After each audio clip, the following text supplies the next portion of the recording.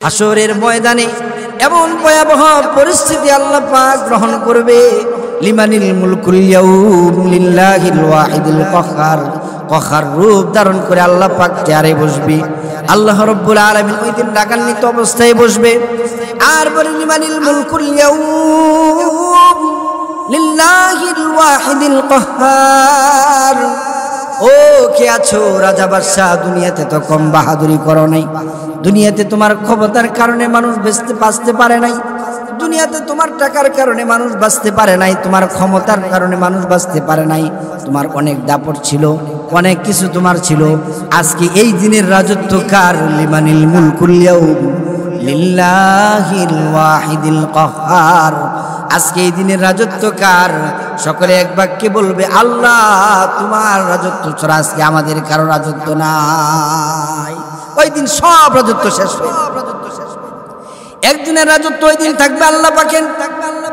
আল্লাহ পাক এটাই বলেন লিমানিল মুলকুল ইয়াউমা লিল্লাহিল ওয়াহিদুল কাহ্হার। একদিক দিয়ে জাহান্নাম আসতে থাকবে, আরেক দিক দিয়ে হাসরবাসীরা তারা পেরেশান হয়ে যাবে। আর পেরেশান হয়ে যাবে যারা জাহান্নামী হবে, যারা তাদের আমলনামা বাম হাতে হবে, তাদের কষ্টের কোনো সীমা থাকবে না। হযরত ফাতেমা রাদিয়াল্লাহু আনহার কাছে নবী আলাইহিস সালাতু ওয়াস সালাম যখন বর্ণনা করেন হাসরের ময়দানে সবাই উলঙ্গ অবস্থায় উঠবে, হযরত ফাতেমা রাদিয়াল্লাহু আনহা ডাক দিয়ে বলে, ও আমার বাবা, ও আল্লাহর নবী, আমি আপনার মেয়ে ফাতেমাও কি সেই দিন উলঙ্গ অবস্থায় উঠবো নাকি? আল্লাহর রাসূল সাল্লাল্লাহু আলাইহি ওয়াসাল্লাম বলেন, এই ফাতেমা, উলঙ্গ অবস্থায় তো দূরের কথা, ওই দিন কেউ কাউকে চিনবে না। হাসরবাসীরা সবাই ইয়া নাফসি ইয়া নাফসি করতে থাকবে, ইয়া নাফসি ইয়া নাফসি করতে থাকবে, নিজেদের চিন্তা করবে। ওই দিন কেউ কারো চিন্তা করবে না, কেউ কারো দিকে তাকাবে না। আল্লাহ রাব্বুল আলামিন কাহ্হার রূপ ধারণ করবে। সূর্যটা অনেক নিচে আইসা পড়বে, জমিনটা হবে তামার, আর রক্তের বন্যা, তুচের বন্যা বয়ে যাবে। গুনাহগার যারা হবে তাদের কষ্ট অনেক বেড়ে যাবে, কিন্তু নেককার যারা হবে তাদের একদিন 1 ঘন্টা 1.5 ঘন্টা সময়ের মতো হয়ে যাবে। জোহর আর মাসরের মাঝখানের মধ্যবর্তী সময়টার মতো তাদের সময় হয়ে যাবে। আর যারা জাহান্নামী হবে তাদের সময় কাটতেই যাবে না। হাসরের ময়দানে আল্লাহ রাব্বুল আলামিন কাহ্হার রূপ ধারণ যখন করবে, আল্লাহ রাব্বুল আলামিন যখন বিচারালয় শুরু করার আগে ওই দিক দিয়ে আল্লাহ রাব্বুল আলামিন হাসরবাসীর দিকে তাকায় থাকবে, পেরেশান অবস্থা। আল্লাহর নবী সিজদারত অবস্থায় থাকবে ওই সময়, আর বলবে ইয়া উম্মতি রব্বি হাবলি উম্মতি রব্বি হাবলি উম্মতি বলে বলে সিজদায় পড়ে নবীজি কান্না করতে থাকবে। সিজদায় পড়ে নবীজি কান্না করতে থাকবে। ওই দিন এমন ভয়ঙ্কর অবস্থা হবে, ভয়ঙ্কর অবস্থা ওই দিন হবে রে। জাহান্নামের দিক দিয়ে আসতে থাকবে খুদু, একদিন থেকে আসতে থাকবে জাহান্নামের দিক দিয়ে আসতে থাকবে। আর বলবে আল্লাহ আমাকে খানা দাও, খানা দাও। জাহান্নাম খানা চাইবে, খানা। ওয়ালাকাদ যারানা লিজাহান্নামা কাসীরাম মিনাল জিন্নি ওয়াল ইনস লাহুম কুলুবুল লা ইয়াফকাহুনা বিহা ওয়া লাহুম আ'য়ুনুন লা ইউবসিরুনা বিহা ওয়া লাহুম আযানুন লা ইয়াসমাউনা বিহা উলাইকা কাল আনআমি বাল হুম আদাল উলাইকা হুমুল গাফিলুন। আল্লাহ পাক মানুষের সৃষ্টি করেছেন দামি হিসেবে, কিন্তু এই মানুষ যখন আবার শ্রেষ্ঠ মানুষ হওয়ার পরে আবার নিকৃষ্টতম কাজ করে আল্লাহ পাক তাও বলে দিয়েছেন। মানুষ যখন শ্রেষ্ঠ জাতি হিসেবে গণিত হওয়ার পরে, নির্বাচন হওয়ার পরে মানুষটা যখন পাপ কাজ করে ফেলে, কান থাকা সত্ত্বেও কানের সঠিক ব্যবহার করে না, চক্ষু থাকা সত্ত্বেও চক্ষুর সঠিক ব্যবহারটা মানুষ করে না, আবার হাত পা অঙ্গ পতঙ্গ মেধা শক্তি আল্লাহ পাক বুঝ যে দান করেছেন, এই বুঝের সঠিক ব্যবহার যখন না করে আল্লাহ পাক আবার ঘোষণা দিয়েছেন উলাইকা কাল আনআমি বাল হুম আদাল উলাইকা হুমুল গাফিলুন। এই মানুষটাকে আল্লাহ পাক আবার নিকৃষ্টতম, চতুষ্পদ জন্তু থেকেও নিকৃষ্টতম হিসেবে আখ্যায়িত করেছেন। এই মানুষটারই রুহু দেওয়ার পরে আল্লাহ পাক যখন আবার রুহু নিয়ে যায়, প্রত্যেকটা মানুষের রুহু তার দেহের ভিতরে দেওয়ার পরে মানুষটা জীবিত থাকে। যখন রুহু চলে যায় তখন মানুষের মৃত্যু হয়ে যায়, মানুষটাকে আর মানুষ বলা হয় না, তাকে নাম ধরে ডাকা হয় না, লাশ ধরে ডাকা হয়। মুহতারাম হাজরিন, আল্লাহ রাব্বুল আলামিন এই যে আমরা যে মানুষ, এই মানুষের একদিন মরণ হবেই, এটাই আল্লাহ পাক কোরআনে হাকিমের মধ্যে বলেন, কুল্লু নাফসিন যায়িকাতুল মাউত, প্রত্যেকটা বস্তুরই মৃত্যুর স্বাদ গ্রহণ করতে হবে। কুল্লু নাফসিন যায়িকাতুল মাউত, আল্লাহ পাক ডাক দিয়ে বলেন, বান্দারে তোমাকে একবার জীবিত বানানো হয়েছে, তোমার ভিতরে রূহ দেওয়া হয়েছে, কিন্তু এই মৃত্যুর স্বাদ তোমার প্রত্যেকটা বস্তুকে আমি আল্লাহ মৃত্যুর স্বাদ গ্রহণ করাবো। সে চাই ধনী হোক, সে চাই গরিব হোক, চাই বড় লোক হোক, চাই ছোট লোক হোক, রাজা হোক, বাদশা হোক, আলেম হোক, জালেম হোক, ফকির হোক, মিসকিন হোক, যেই হোক না কেন, আল্লাহ পাক ডাক দিয়ে বলে, বান্দারে তোমার যে সময় মৃত্যু লেখা আছে, ইদা জাআ আজালুহুম লা ইস্তাখিরুনা সাআতাও ওয়ালা ইস্তাকদিমুন, একটু সময় তোমাকে আগে নেওয়া হবে না, একটু সময় তোমাকে পরে নেওয়া হবে না, তোমাকে সঠিক সময়ের মধ্যে আমি আল্লাহ তোমাকে নিয়ে যাব, এর মধ্যে কোনো খাতির হবে না, এর মধ্যে কোনো খাতির হবে না। কারণ যেহেতু নবী আলাইহিস সালাতু ওয়াস সালামদেরকে খাতির করা হয় নাই। হযরতে মূসা আলাইহিস সালাতু ওয়াস সালামের কাছে যখন আজরাইল আলাইহিস সালাতু ওয়াস সালাম এসেছিলেন, মূসা কালিমুল্লাহ রাগান্বিত পয়গম্বর ছিলেন, আর মূসাকে যখন বলেছে, ও নবী মূসা, আপনার রূহ কবজ করার জন্য আমি এসেছি, মূসার আগে মাগে থাপ্পড় মেরে আজরাইলের দাঁত ফেলে দিয়েছিল। আজরাইল আলাইহিস সালাতু ওয়াস সালাম আল্লাহর কাছে গিয়ে বলেছিল, ওগো মালিক, আমার মূসা আলাইহিস সালাতু ওয়াস সালাম এমন পয়গম্বর, আপনি কার কাছে আমাকে পাঠাইছেন যে তো আসতে চায় না?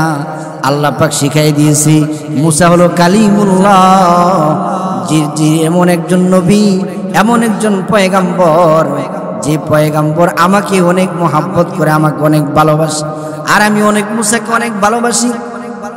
কারণ মূসা আলাইহিস সালাতু ওয়াস সালাম ছিলেন, জবানের মধ্যে জনতা ছিল। মূসা আলাইহিস সালাতু ওয়াস সালাম সাধারণ মানুষের সাথে কথা বলতে পারতেন না, মানুষ তার কথা বুঝতো না, মানুষ তার কথাগুলো বুঝতো না।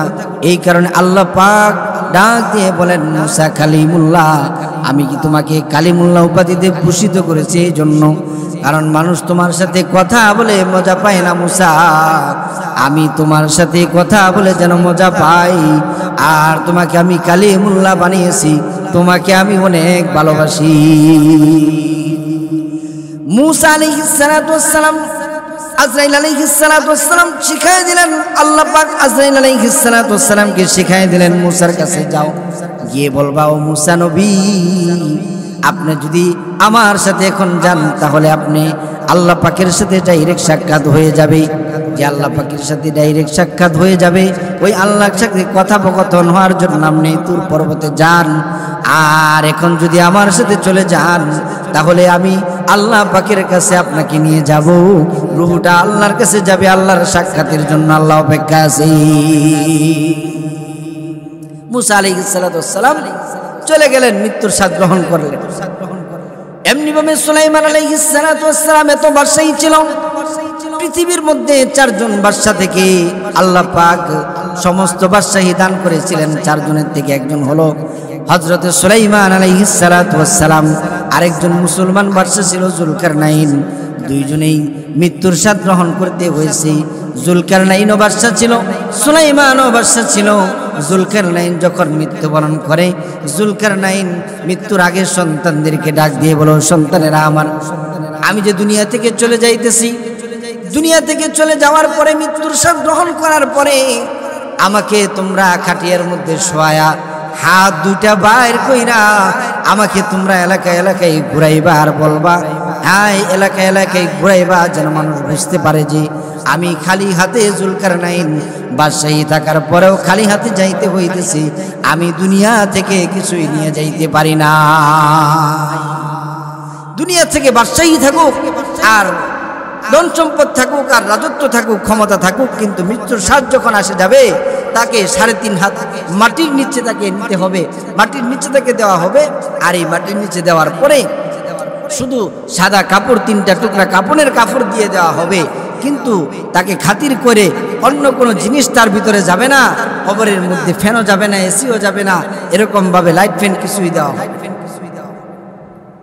এজন্যই তো আল্লাহ রাব্বুল আলামিন বলেছেন কুল্লু নাফসিন যায়িকাতুল মাউত। আমি মুসা আলাইহিস সালাতু ওয়াস সালামকেও নিয়েছি। জুলকারনাইন বলেছে মৃত্যুর পরে যখন সন্তানেরা লাশটা নিয়ে ঘুরতেছে আর মানুষেরা বলতেছিল, হায়রে বাদশাহী দুনিয়ার মধ্যে থাইকা জীবিত থাইকা হয় নাই, এখন দুইটা হাত বাড়ায় দিয়েছে, মৃত্যুর পরেও সে বাদশাহী করার জন্য দুইটা হাত বাড়ায় দিয়েছে। আসলে কিন্তু না বাবা, জুলকারনাইন তো বুঝাইতে চাইছে যে না না বাবা, মৃত্যুর পরে আমি খালি হাতে চলে যাইতেছি। মৃত্যুর আস্বাদন গ্রহণ করার পরে আমাকে আল্লাহ পাক মৃত্যু দেওয়ার পরে আমি যে খালি হাতে যাইতেছি তোমাদেরকে বুঝাইয়া যাইতেছি, দুনিয়াতে যত বড় বাদশা হও না কেন, দুনিয়াতে সব বাদশাহী ছেড়ে একদিন তোমাকেও যেতে হবে।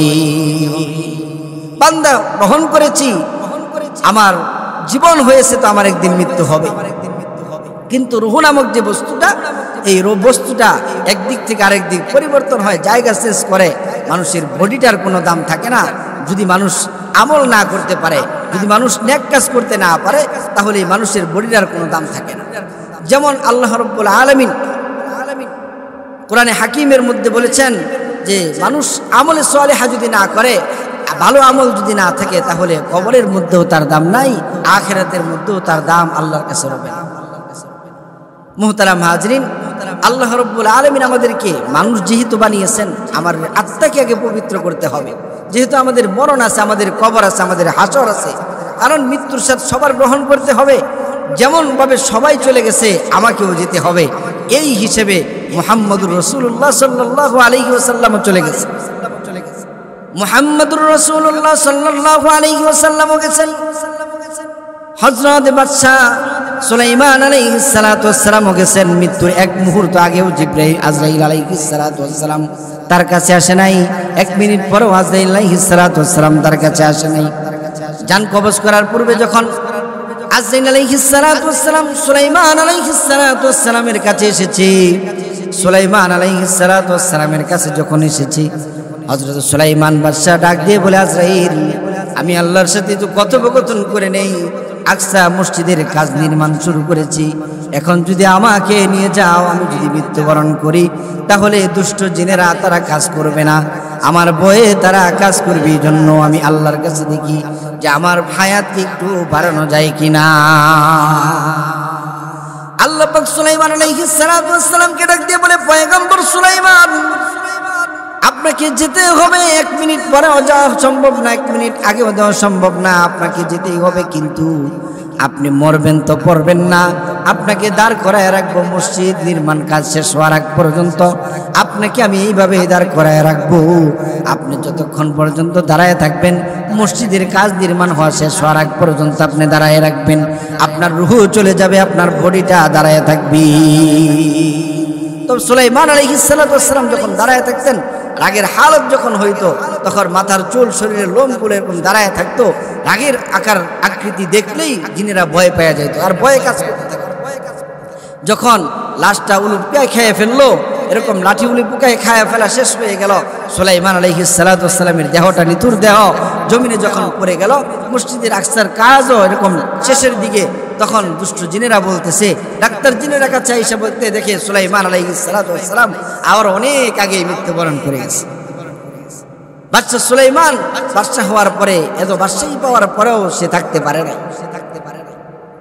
আল্লাহ রাব্বুল আলামিন এর জন্য বলেছেন, কুল্লু নাফসিন যায়িকাতুল মাউত। অন্যত্র আল্লাহ বলেন, ইযা জাআ আজালুহুম লা ইস্তাখিরুনা সাআতাও ওয়া লা ইস্তাকদিমুন। প্রত্যেকটা বস্তুকেই যে সময় নির্ধারিত সময় আছে, এই সময় তাকে মৃত্যুর স্বাদ আস্বাদন করতে হবে।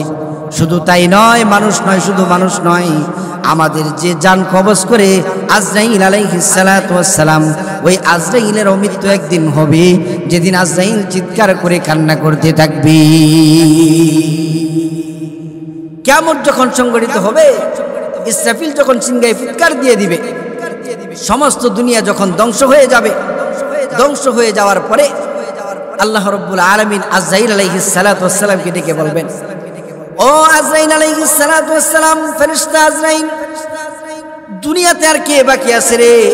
কিয়ামতের যখন সিংহায় ফুৎকার দেওয়ার পরে ইযা যুলজিলাতিল আরদু জিলজালাহা ওয়া আখরাজাতিল আরদু আথকালাহা ওয়া ক্বালাল ইনসানু মা লাহা ইয়াউমাইযিন তুহাদ্দিসু আখবারাহা।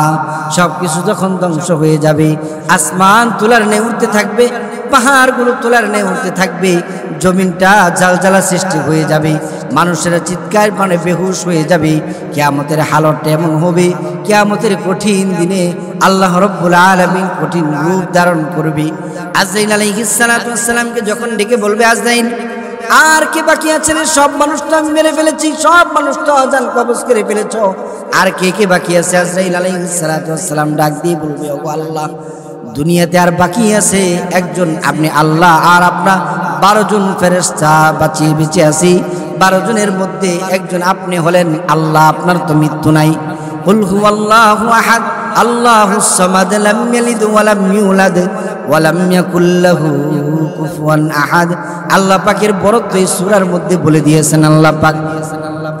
আজরাইল আলাইহিস সালাতু ওয়াস সালামকে ডেকে বলা হবে, 12 জনের মধ্যে আজরাইল আলাইহিস সালাতু ওয়াস সালাম, জিবরাইল আলাইহিস সালাতু ওয়াস সালাম, ইসরাফিল আলাইহিস সালাতু ওয়াস সালাম, মিকাইল আলাইহিস সালাতু ওয়াস সালাম, আর আপনার আরশ বহনকারী 8 জন ফেরেশতা তারা আছে। এইভাবে এই 12 জন ছাড়া দুনিয়াতে আপনি ছাড়া আর কেউ নাই।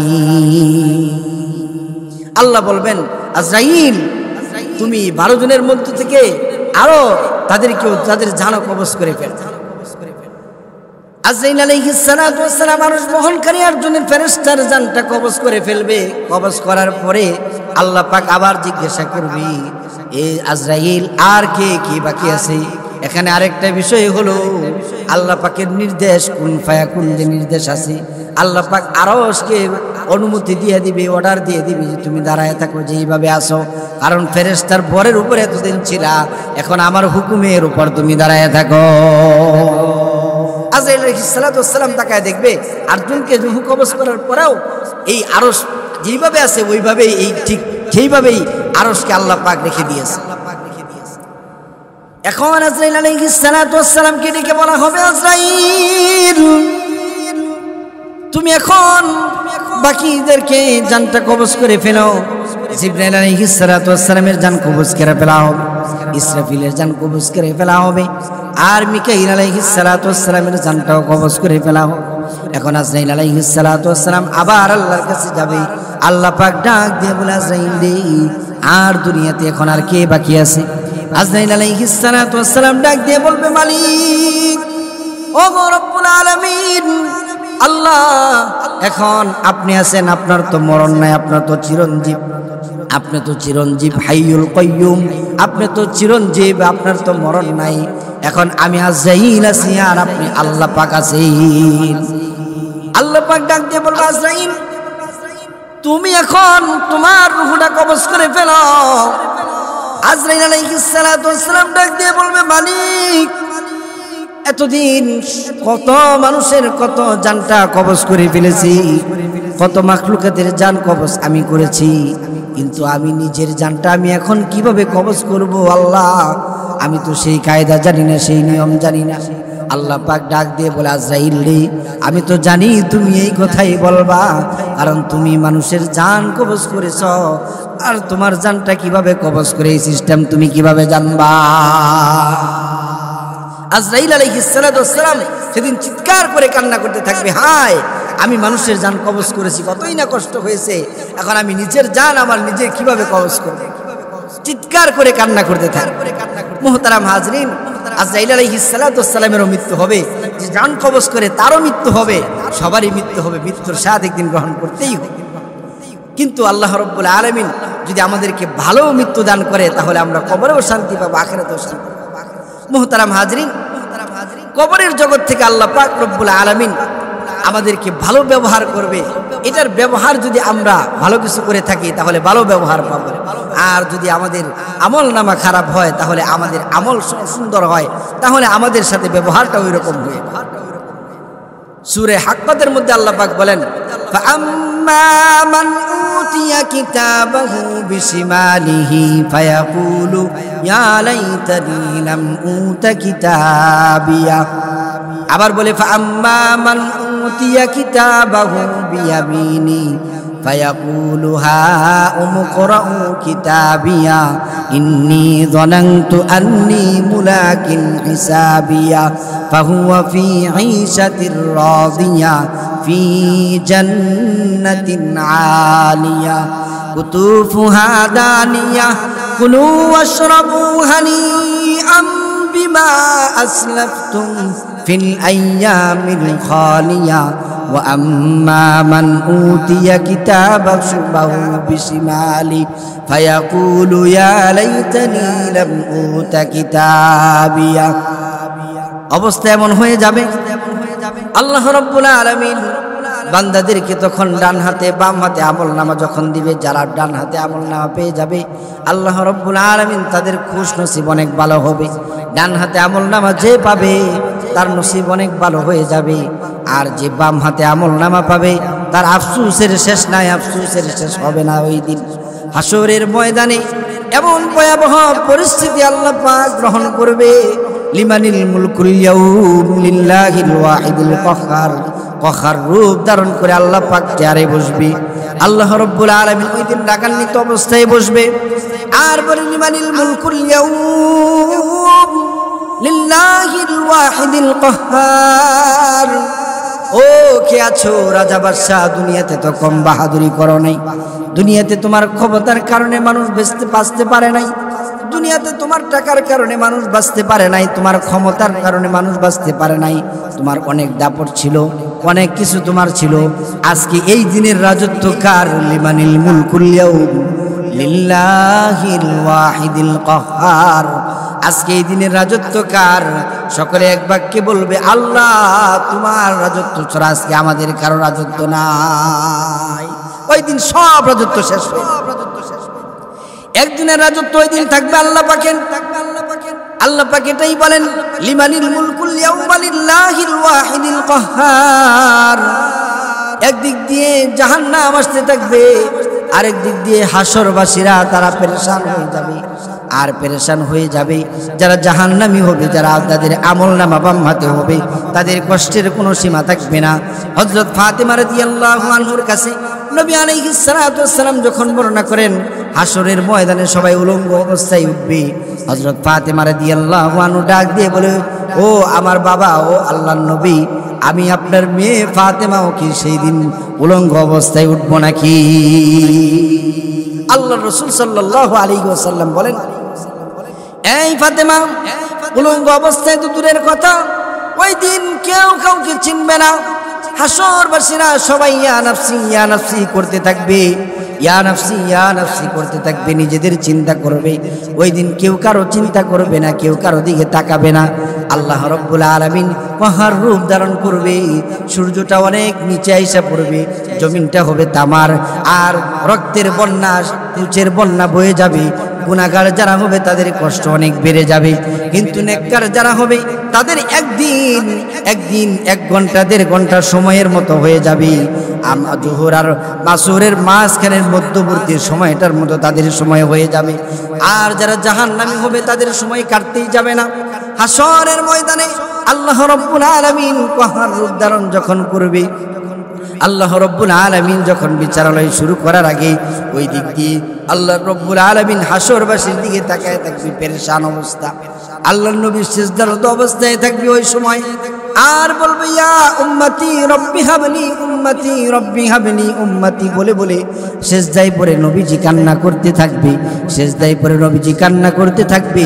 ওই দিন এমন ভয়ঙ্কর অবস্থা হবে, ভয়ঙ্কর অবস্থা ওই দিন হবে রে। জাহান্নামের দিক দিয়ে আসতে থাকবে খুদু, একদিন থেকে আসতে থাকবে জাহান্নামের দিক দিয়ে আসতে থাকবে, আর বলবে আল্লাহ আমাকে খানা দাও, খানা দাও। জাহান্নাম খানা চাইবে, খানা চাইবে। আল্লাহ রাব্বুল আলামিন জাহান্নামকে 70,000 ফেরেশতা দিয়া 70,000 শিকল লাগায়ও, ফেরেশতা দিয়া 70,000 শিকল লাগায়ও জাহান্নাম কেটে নিয়ে আসে, জাহান্নাম পিছপা হবে না। আল্লাহ পাক তো এই জন্যই বলেন ওয়া আম্মা মান খাফফাত মাওয়াজিনুহু ফাহুয়া ফি ঈশাতির রাদিয়া ওয়া আম্মা মান খাফা মাকামা রাব্বিহি ونهى النفس عن الهوى ফাইন্নাল জান্নাতা হিয়াল মাওয়া। তোমরা ভয় করো হাসরের ওই ময়দানের দিনের জন্য, হাসরের ওই ময়দানের দিনের ভয় করো তোমরা। আল্লাহ পাককে ভয় করো, হাসরের ময়দানের ভয় করো। কারণ ওই দিন কখার রূপ আল্লাহ পাক নিবেন। কখার রূপ যখন নিবেন, যাদের আমল নামা বাম হাতে হবে, যাদের আমল নামা বাম হাতে হবে তাদেরই পেরেশানির কোনো শেষ থাকবে না। আর যাদের আমল নামা ডান হাতে আল্লাহ পাক দিবেন, আমল নামা তারা নিজেরা পড়বে না, আমল নামা তারা নিজেরা পড়বে না, অন্যদেরকে দিকে দেখায় পড়বে যে দেখো আমার আমল নামাটা, দেখো আমার আমল নামাটা, দেখো আমার আমল নামা তো আমরা পড়তে জানি না। ফাআম্মা মান উতিয়া কিতাবাহু বিয়ামিনি ফায়াকুলু হাউম ইকরাউ কিতাবিয়া ইন্নী যানানতু আন্নী মুলাকিন হিসাবিয়া। এইভাবে তারা আমল নামাগুলো অন্যদের হাতে দিয়ে দিবে যে দেখো আমাদের আমল নামাকে দুনিয়াতে আমরা কি করেছিলাম, এত ভালো কাজ করেছিলাম, এই ভালো কাজগুলো তো এই দুনিয়ার মধ্যে করেছিলাম, আজকে তো আমাদের এই আমাদের এই পুরস্কার আল্লাহ পাক দিয়েছে। আর যাদেরকে বাম হাতে আমল নামা দেওয়া হবে, বাম হাতে আমল নামাটা এত খারাপ পরিস্থিতি দেওয়া হবে, ডান হাতের এরকম পাটা হাতটা এরকম মুখের পাঁজরের ভিতরে দিকে ঢুকায় পেছন দিক দিয়ে তাদের আমল নামা দেওয়া হবে। তারা লজ্জায় অস্থির হয়ে যাবে। কারণ দুনিয়াতে পরীক্ষায় যখন ফেল করে কেউ, দুনিয়াতে পরীক্ষায় ফেল করার পরে তার পরীক্ষার নাম্বার দেখাইতে চায় না। কারণ পরীক্ষায় যদি খারাপ পাস না করে ফেল করে তাহলে তার রেজাল্ট কেউ দেখাইতে চায় না। আর যদি পাস করে তাহলে মিষ্টি আরো কত কিছু তারা নিয়ে ব্যবস্থা করে তারা এরকম খাওয়াই থাকে। এজন্য দুনিয়াতে পরীক্ষায় পাস করলে যেমন এরকম পুরস্কার বিতরণ করে, মিষ্টি খাওয়ায়, মিষ্টি ইয়া করে, ওইভাবে আল্লাহ রাব্বুল আলামিন হাসরের ময়দানেও এরকম ভাবে তারা এরকম যারা আমল নামা ভালো পাবে তারা এরকম দেখাইবে না, অন্যদেরকে দিয়ে দিবে। আল্লাহ রাব্বুল আলামিন ডাক দিয়ে বলেন হাসরের ময়দানে যে অবস্থা হবে, আম্মা মান খাফা মাকামা রাব্বিহি ওয়া নাহান নাফসা আনিল হাওয়া। ভয় করো ওই দিনের কথা, যেদিন পরিস্থিতিটা খুব খারাপ হয়ে যাবে। কারণ যারা বাম হাতে আমল নামা পাবে তাদের পেরেশানির কোনো শেষ থাকবে না, পেরেশানির কোনো শেষ থাকবে না। তারা আমল নামাটা আর দেখতে চাইবে না। কারণ একদিক দিয়ে জাহান্নাম আসতে থাকবে, জাহান্নাম আসতে থাকবে। জাহান্নাম বলবে আল্লাহ খানা দাও, খানা দাও। আল্লাহ রাব্বুল আলামিন ৭০,০০০ ফেরেশতা দিয়া ৭০,০০০ শিকল লাগাইয়া জাহান্নামকে পিছায় দিতে পারবে না। তারপরেও জাহান্নাম আসতে থাকবে, জাহান্নাম আসতে থাকবে। আল্লাহ রাব্বুল আলামিন ওই দিন ফেরেশতাদেরকে এমন একটা পানি দিয়া দিবে, এমন একটা পানি দিয়া সেটা দিতে বলবে, যেই পানিটা এমন একটা বরকতি পানি, এই পানিটা দেওয়ার সাথে সাথে ফেরেশতারা জানে টানার পরেও যায় নাই, ৭০,০০০ শিকল লাগায়ও টানার পরে যায় নাই, ওই পানিটা সেটা দেওয়ার সাথে সাথে জাহান্নাম পিছপা হয়ে যাবে। এই পানিটা হলো, ফেরেশতারা ওই দিন জিজ্ঞাসা করবে আল্লাহ পাক, এটা কি দুনিয়ার কোন সাগরের পানি নাকি? এটা কি দুনিয়ার কোন জমজমের পানি নাকি? এটা কি দুনিয়ার কোন সাগরের পানি, কোন পুকুরের পানি নাকি? আল্লাহ পাক ডাক দিয়ে বলবে না না, এটা দুনিয়ার কোনো সাগরের পানিও নয়, এটা দুনিয়ার কোনো খালের পানিও নয়, এটা দুনিয়ার কোনো পুকুরের পানিও নয়, এটা জমজমের পানিও নয়, এটা কাউসারের পানিও নয়। এটা হলো ওই মুমিন বান্দাদের পানি যারা নেক কাজ করেছিল, দুনিয়াতে যারা কষ্ট করেছিল, রাতের ঘুম হারাম করে যারা তাহাজ্জুদ পড়েছিল, রাতের ঘুম হারাম করে যারা এরকম আমি আল্লাহর কদমে পড়ে থাকতো, আমি আল্লাহ তাদের পুরস্কার হিসেবে ওই যে তাদের চোখের কোণা দিয়ে যে পানিগুলো বের হয়েছে, ওই পানিগুলো আমি আল্লাহ সংরক্ষণ করে রেখে দিয়েছি। এই পানিগুলো আজকে জাহান্নামকে ছেটায় দেওয়ার সাথে সাথে জাহান্নাম পিছপা হয়ে যাবে। এই কারণেই তো আল্লাহ বলেন ফাল্যাযহাকু কলিলা ওয়ালয়াবকু কাসীরা, কম কম হাসো বান্দা, বেশি বেশি কাঁদো।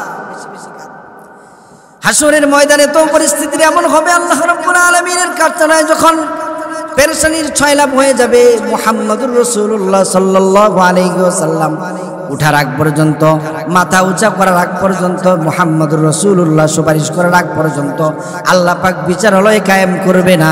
কারণ মুহাম্মদুর রাসূলুল্লাহ সাল্লাল্লাহু আলাইহি ওয়াসাল্লাম রহমতের নবী, আমার যার দিকে তাকাইলে গুনাহ মাফ হয়ে যায়, যার দিকে তাকাইলে রহমতের নবীর দিকে তাকাইলে আল্লাহ পাক যে কহার রূপ ধারণ করবে, ওই কহার রূপ ধারণ করার রাগের যে পরিস্থিতিটা, ওই পরিস্থিতিটা ঠান্ডা করার জন্য রাহমাতুল লিল আলামিনের দিকে তাকাইলে আল্লাহ পাকের সব রাগ ওই দিন ঠান্ডা হয়ে যাবে। আর মুহাম্মদুর রাসূলুল্লাহ সাল্লাল্লাহু আলাইহি ওয়াসাল্লামকে ডাক দিয়ে বলা হবে, ও নবী আমার, বন্ধু আমার, দোস্ত আমার, আপনি দুনিয়াতে অনেক কষ্ট করেছেন, আজকে আপনাকে দুঃখ দিতে চাই না, আপনাকে কষ্ট দিতে চাই না, আপনি মাথা উঠান, আপনি মাথা উঠায় উম্মতের জন্য সুপারিশ করেন। আল্লাহ পাক এর কাছে ওই দিন মুহাম্মদুর রাসূলুল্লাহ সাল্লাল্লাহু আলাইহি ওয়াসাল্লামের প্রথম সুপারিশে আল্লাহ পাক হাসরের ময়দানে বিচারালয়ে কায়েম শুরু করে দিবে। কিন্তু হালতটা এমন হবে, যারা আজকে আমরা সুন্নতের অনেক অনুসারী, সুন্নি মানি, আমরা অনেক কিছু বলি কিন্তু সুন্নতের অনুসারী করি না, রাসূলকে আমরা মানি না, রাসূলকে মোহাব্বত করি না, আর রাসূলের কথা শুনি না, রাসূলের হাদিস মানি না, রাসূলের সুন্নাহ আমরা মানি না, ওই দিন তারা তো হাসরের ময়দানে হাউজে কাউসারও পাবে না, আর তারা জান্নাতের মেহমান হতে পারবে না। নবীজি তাদের জন্য সুপারিশ করে। আল্লাহ রাব্বুল আলামিন নবী আলাইহিস সালাতু ওয়াস সালামে হাসরের ময়দানে নবী আলাইহিস সালাতু ওয়াস সালামকে ডেকে বলবে, ও আমার দোস্ত হাবিব, আপনি এখন সুপারিশ করুন, আপনার উম্মতের জন্য সুপারিশ করুন, কারণ যে জাহান্নামে যাবে জাহান্নামে দিয়ে দেওয়া হবে, জান্নাতে যে যাবে জান্নাতে দিয়ে দেওয়া হবে। তখন মুহাম্মদুর রাসূলুল্লাহ সাল্লাল্লাহু আলাইহি ওয়াসাল্লাম জাহান্নামের দিকে তাকায় দেখবে তার গুনাহগার উম্মতেরা এখনো পর্যন্ত জাহান্নামে আছে। আল্লাহর নবী ওই দিন আবার চেহারাটা মলিন করে ফেলবে। আল্লাহ পাক বরকতির চেহারা, নুরানির চেহারাটা দেখা আল্লাহ পাক বুঝে ফেলবে, হায় আমার বন্ধু মনে হয়, আমার বন্ধু অসন্তুষ্ট, আমার বন্ধুর উম্মত মনে হয় এখনো পর্যন্ত জাহান্নামে আছে। কয়েকবার এরকম ফেরেশতাদের মাধ্যমে আল্লাহর নবীর উম্মতদেরকে জান্নাতে নেওয়া হবে, তারপরও নবীজি খুশি হবেন। আল্লাহ পাক এবার ডাক দিয়ে বলবে, ও হাবিব, আপনি নিজের হাতে, আপনি নিজে এখন আপনার উম্মতদেরকে বাছাই যাচাই করে করে হাসরের ময়দান যখন কায়েম হয়ে শেষ হয়ে যাবে, বিচার শেষ হয়ে যাবে, জাহান্নাম থেকে আপনি বাছাই যাচাই করে করে আপনার উম্মতদেরকে জান্নাতে দিয়ে দেন। জান এখনো যারা বাকি আছে আপনি আপনার উম্মতদেরকে এখন জান্নাত দিয়ে দেন। এরপরে গিয়ে নবী আলাইহিস সালাতু ওয়াস সালাম জান্নাত, হাসরের ময়দানে বিচারালয় শুরু হবে, যার মাধ্যমে বিচার কার্য শেষ হবে, যার মাধ্যমে তাকে আজকে আমরা চিনলাম না। মুহতারাম হাজরিন, বলতেছিলাম যে হাসরের ময়দানের কথা, এত ভয়াবহ পরিস্থিতির শিকার হবে। দুনিয়াতে আমরা কত পরিস্থিতির শিকার হই, আদালতে উঠলে কত ভয় পাই, এরকমভাবে বিভিন্ন জায়গায় বিভিন্ন অনুষ্ঠানের মাধ্যমে কত কিছু করি, কিন্তু হাসরের ময়দানে আমাদেরকে যখন উঠানো হবে তখন আর এই কিছু অসংখ্যক মানুষ থাকবে না, হাজার হাজার মানুষ থাকবে না, তখন আদম আলাইহিস সালাম থেকে নিয়ে দুনিয়ার শেষ পর্যন্ত যত মানুষ এসে সব মানুষ ওই দিন থাকবে। ওই দিন আল্লাহ রাব্বুল আলামিনের সামনে কিভাবে আমরা দাঁড়াবো, ওই দিন আল্লাহ রাব্বুল আলামিনের কাছে কিভাবে গুনাহ নিয়ে দাঁড়াবো। এজন্য তো মুহতারাম হাজির, আপনাদের কি বলবো আমি, আপনারা দুনিয়ার মধ্যে অনেক কিছু অর্জন করেছেন, এখন রুহুটাকে পবিত্র বানান, রুহুটাকে পবিত্র বানার চেষ্টা করেন। কারণ যেই দেহটার পিছনে মেহনত আমি করতেছি, যেই দেহটার পিছনে আমি মেহনত করতেছি, ওই দেহটার কোনো কাজে আসবে না। মিথর দেহ মাটি হয়ে যাবে, মাটি হয়ে শেষ হয়ে যাবে, পচে যাবে। আর যে রুহুকে আল্লাহ পাক বলেছে পবিত্র বানানোর জন্য, এই রুহুটাকে আমরা পবিত্র না বানিয়ে দেহের উপর চিকিৎসা করতেছি, দেহের উপর অনেক কিছু করতেছি, এই দেহটার কোনো দাম রবে না। এই দেহটা মাটিতে পচে গলে শেষ হয়ে যাবে। আর আল্লাহ পাক এই রুহুটাকে দামি বানিবে, রুহুটাকে জান্নাতে দিবে অথবা জাহান্নামে দিবে। এই রুহুটাকে পবিত্র বানান, পবিত্র বানানোর জন্য কোরআন সুন্নাহর বিকল্প কোনো কিছু নাই। নবী আলাইহিস সালাতু ওয়াস সালাম যেহেতু আর আসবে না, নবী আলাইহিস সালাতু